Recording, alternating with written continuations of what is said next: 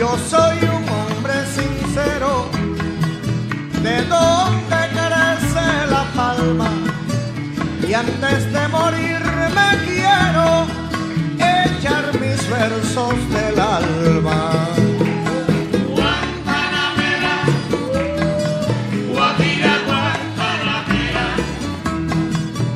Eu já tinha estado uma outra vez muito rápido, através de uma jornada que fizemos por países da América Latina, para a divulgação do livro que nós publicamos em articulação com o professor Jaime Breu, da Universidade Simão Bolívar, no Equador. Nessa vez eu pude aprofundar um pouco mais a compreensão sobre alguns temas. O que deu para perceber é um país com uma firmeza de Estado muito grande no sentido de garantir condições mínimas para seu povo, uma cultura econômica, social, educacional, de assistência social extremamente alicerçada em valores humanitários e de solidariedade numa dimensão da integração latino-americana. Mas dois momentos dessa nossa viagem, né, que tivemos a relação com várias pessoas do Estado cubano, em que tivemos a possibilidade de nos manifestar, foi com relação a como está sendo conduzido esse processo de abertura. E não falamos no sentido de querer intervir numa realidade que só quem vive lá é capaz de entender o que pode acontecer. Mas falamos enquanto brasileiros, né? Perguntando se haveria a possibilidade, nesse momento de abertura, da gente também estabelecer relações acadêmicas com Cuba, por exemplo, no sentido de tentar entender qual é o tipo de ajuda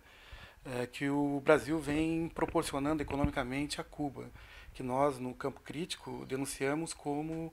um subimperialismo ou um novo imperialismo de um país da América Latina sobre o outro. Haja vista que isso está sendo feito através de uma das empreiteiras que a gente já conhece historicamente, qual é a tradição que essas empreiteiras têm em espoliar o povo brasileiro, entre elas a Odebrecht, né?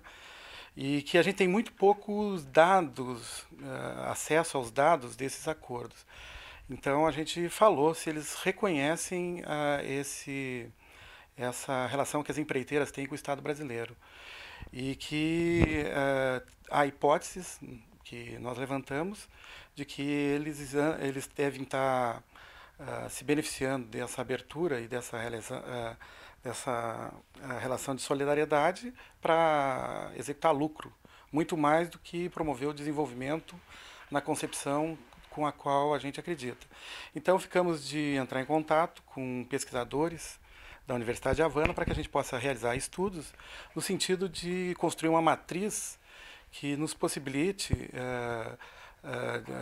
disponibilizar para os movimentos sociais, por exemplo, para que a gente possa construir uma resistência a esse modelo de relação das grandes empreiteiras do Brasil com o Estado brasileiro. E que a gente não tem dúvida que está se efetivando da mesma forma em relação ao trabalho que a Odebrecht vem fazendo, por exemplo, em Cuba.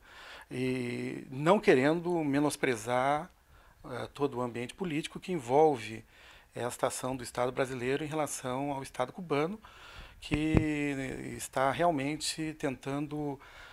correr atrás de todo o prejuízo causado por esse injusto embargo promovido pelo imperialismo norte-americano sobre esse povo que é um ícone de identificação do que a gente gostaria de desenvolver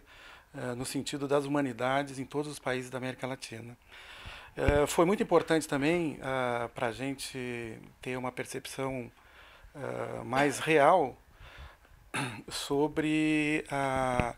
o horizonte, por exemplo, do turismo, né, e as implicações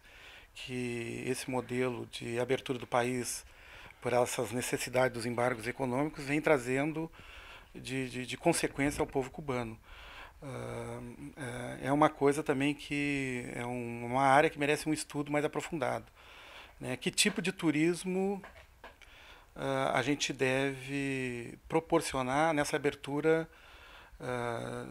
não só de Cuba, mas do nosso país, para esse fluxo de pessoas que começam a acontecer em todo o mundo. Né? Nós, e eu de forma especial, eu fui a Cuba através de um programa de turismo cultural político,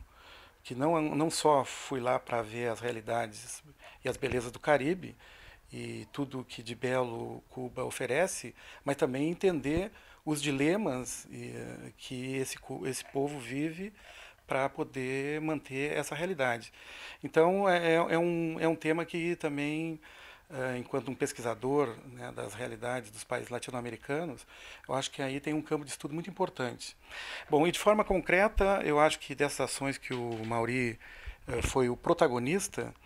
a gente trouxe uma série de demandas para a gente poder estar encaminhando através do IELA junto à Universidade Federal de Santa Catarina. Acabamos, nesse momento, de sair de uma reunião com a Secretaria de Assuntos Internacionais da UFSC, no sentido de dar consequência a todas as demandas que nós trouxemos dessa viagem a Cuba. Entre elas, a de formatar um programa de intercâmbio cultural e de estudantes e professores da nossa universidade com a Universidade de Havana. E de forma muito específica, a gente traz assim como um horizonte a ser desenvolvido na UFSC, no estado de Santa Catarina, no nosso país, disseminar as ideias, disseminar de forma crítica as ideias desse grande pensador que é José Martí. Só para dar um dado da ignorância que nós temos, né, sobre os pensadores latino-americanos, na própria Universidade Federal de Santa Catarina, a gente tem um volume das 20 obras do José Martí e mais 2, 3 obras. Então, uma universidade que é a terceira universidade nos processos de qualificação do ensino superior no nosso Brasil, nós temos apenas 4 obras desse importante autor, que só nessa viagem nós estamos trazendo para a biblioteca do IELA 15 exemplares, e que não chega nem a 1/10 do que se produz de reflexões, né, sobre a obra desse grande pensador. Nesse sentido, também estamos já encaminhando uma articulação com os movimentos sociais, com os educadores populares, com sindicalistas, no sentido de convidá-los para os projetos que a gente tem feito no IELA, e que nesse ano e o ano de 2004, nós queremos que muitos desses minicursos que nós vimos oferecendo no IELA também sejam pautados no entendimento e na compreensão da obra do José Martí. Alguma articulação no sentido de uma especialização? Nós estamos pensando, e ao longo dessa semana a gente vai continuar trabalhando nas instâncias administrativas da UFSC, no sentido de formatar uma especialização, que seria o primeiro passo da gente disseminar, entre outros pensadores do campo crítico da sociologia da nossa universidade, do estado de Santa Catarina, uma especialização na obra de José Martí. E que nesse primeiro contato que nós tivemos com o Centro de Estudos Martianos da Universidade de Havana, já ficou estabelecida a possibilidade de enviar alguns pensadores e estudiosos cubanos sobre esse tema, para dar o primeiro impulso até que a gente possa, com as nossas próprias pernas, desencadear um processo mais qualificado de compreensão e entendimento dessa obra, desse autor que não se limita só a ser um pensador da revolução, mas também da integração latino-americana, da universalização do pensamento, um humanista por excelência e, sobretudo, um grande pedagogo, né? Porque, em síntese, se eu pudesse traduzir em uma frase por que Cuba consegue se manter tanto tempo com esse programa de humanização que é exemplar para o mundo, eu diria que é pelo potencial que ele tem de educar seu povo. Para mim é muito importante conhecer Cuba, porque há décadas que eu venho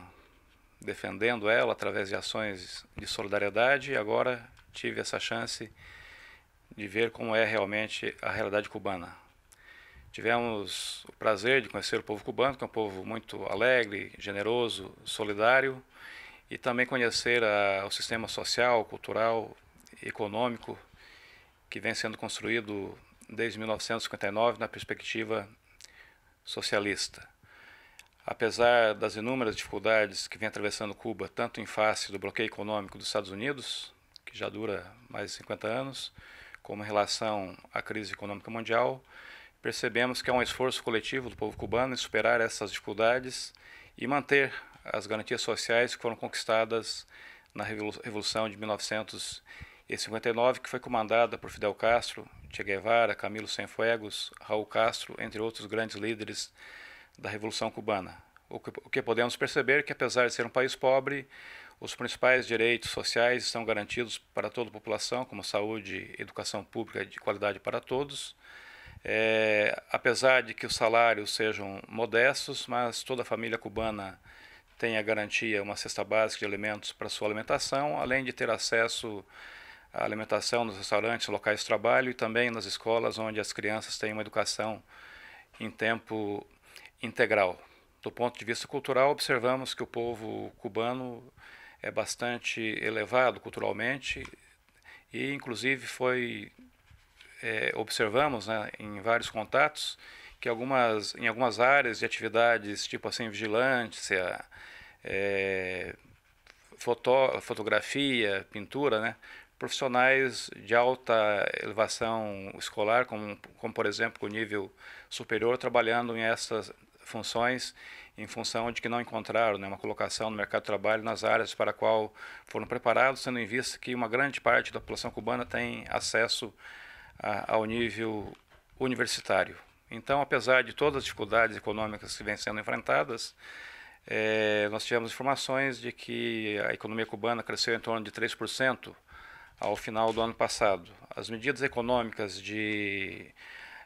alterações que estão ocorrendo hoje vão no sentido de estimular o trabalho por conta própria e cerca de 400 mil pessoas que trabalhavam para o Estado já aderiram a esta modalidade de trabalho. No entanto, sabemos, né, que os principais meios de produção continuam sob controle do Estado e áreas onde está havendo inversão estrangeira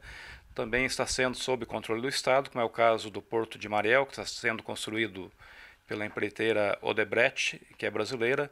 mas que está construindo com financiamento do BNDES, que é um banco estatal brasileiro, em associação com o Estado cubano. E nessas iniciativas há um contrato de duração dessa iniciativa e há uma associação da empresa que vem de fora com o Estado cubano e todos os direitos trabalhistas vigentes em Cuba são garantidos para o conjunto dos trabalhadores. Além disso, nessa obra Porto de Mariel, se pretende não só estimular o comércio exterior e interior de Cuba, como também no seu entorno se construir uma zona industrial de desenvolvimento onde Cuba possa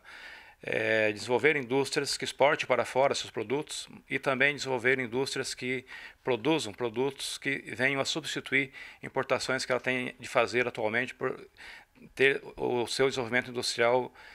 se atrasado no decorrer dos tempos em função de uma relação que ela tinha com a União Soviética, onde a maior parte dos produtos industrializados vinham da antiga União Soviética. Estivemos participando da terceira Conferência Mundial pelo Equilíbrio do Mundo, que é um evento financiado pela Unesco e que congrega intelectuais do mundo inteiro que estudam e difundem a obra de José Martí, que é o herói da independência de Cuba, nascido há 160 anos, que é, no meu entendimento, o principal intelectual, o principal pensador da América Latina de todos os tempos e que, no entanto, é pouco conhecido no Brasil e no restante do mundo. Então, esse evento divulga o pensamento de José Martí, que não só lutava, na sua época, contra a colonização espanhola, mas também, já na luta contra a colonização espanhola, desenvolvia um pensamento anti-imperialista contra, sobretudo, as intenções dos Estados Unidos de apoderar-se das nações latino-americanas do ponto de vista da dominação econômica, cultural, social, entre outros pontos. Então, esse perigo continua presente no século XXI, o perigo do imperialismo, o perigo atualmente